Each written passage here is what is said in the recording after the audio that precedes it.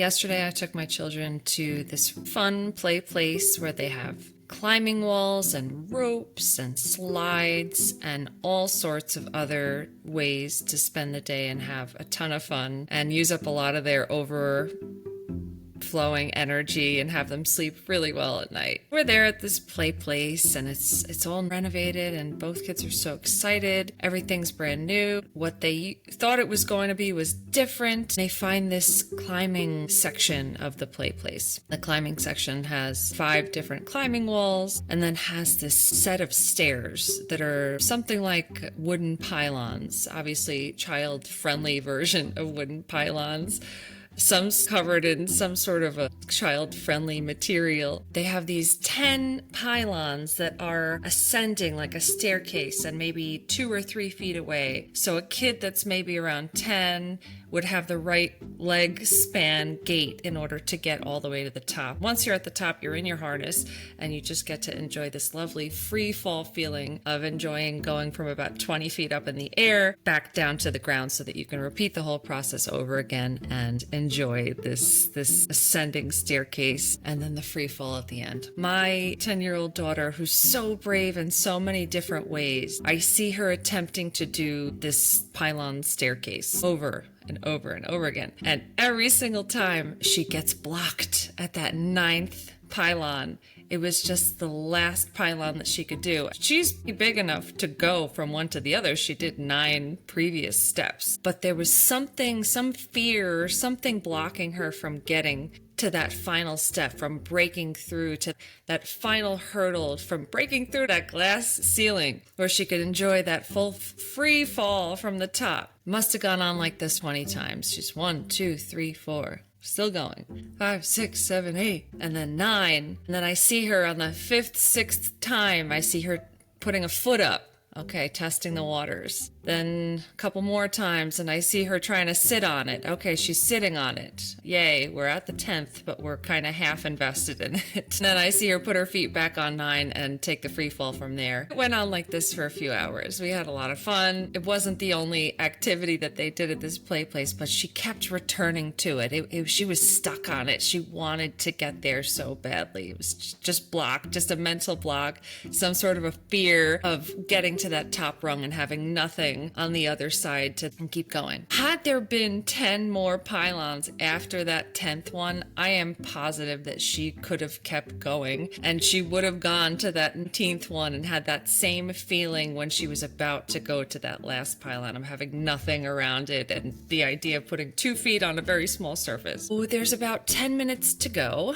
Collect the kids and say, okay, 10 minutes, everybody. Let's get in whatever you want to get in. I see something click in her brain. I've just given her a deadline, a timeline, and she's like thinking about the staircase and how she wants to get to the 10th pylon. She says to me, as somebody who documents every moment of her beautiful life, she says to me, okay, Mom, get your phone. I'm ready. Record me. I see her go over there and she gets in the harness. She's ready. She's thinking about it, takes a deep breath, does her ritual, whatever that is. She goes for the first one and steps up to the second one and the third one. Slowly, deliberately, she does her thing. She gets to the 9th one. She does what she's done before, puts 1 step up. I'm like, is she going to make it? I'm yelling, go girl, you got this thing.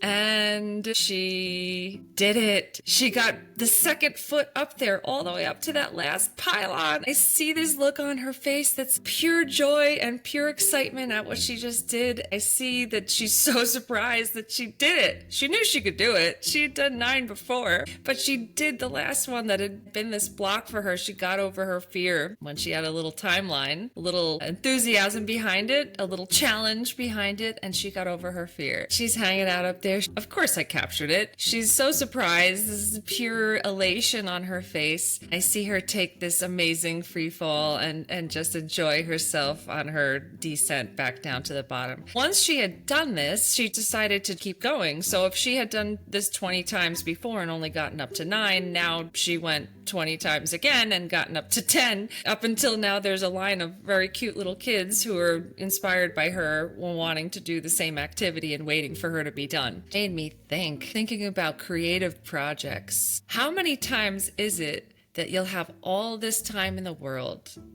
and you have such a meandering process to get a project done. And when you know you have only 10% time left, you're going to get it done. You're going to get everything you need to get done. Sometimes it's even 90% of that project getting done in that last 10% of time. I don't know why this is. Maybe it's fear, maybe it's mental block, maybe it's surmounting that last hurdle, just like she was doing, to get to that final step, to break through. Once you've done a project well and you've completed it, you know that you can take that next step.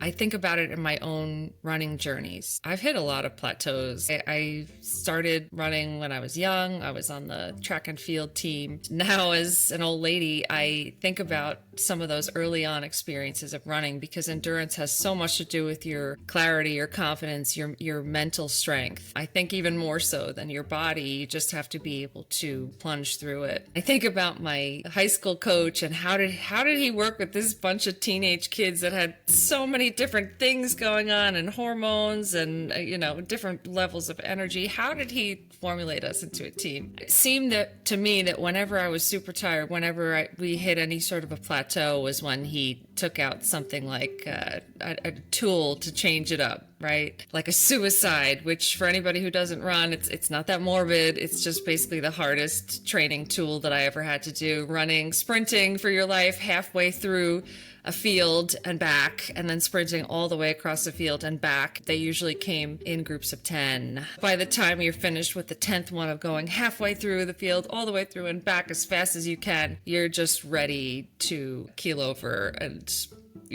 basically die, hence the name suicides. But not that morbid. It builds you up and it gives you strength and it makes you better and faster. In high school, I did hurdles and I did the high jump. And man, falling down on a hurdle or hitting your back and taking down the bar as you're descending in this free fall, and you're going to hit the bar with your back on this high jump. I have so many fears from that and mental hurdles to getting to that 10th rung, getting to that 10th pylon. In business, the same. How do we take it from 90% to 100 and beyond? How do we break through that glass ceiling?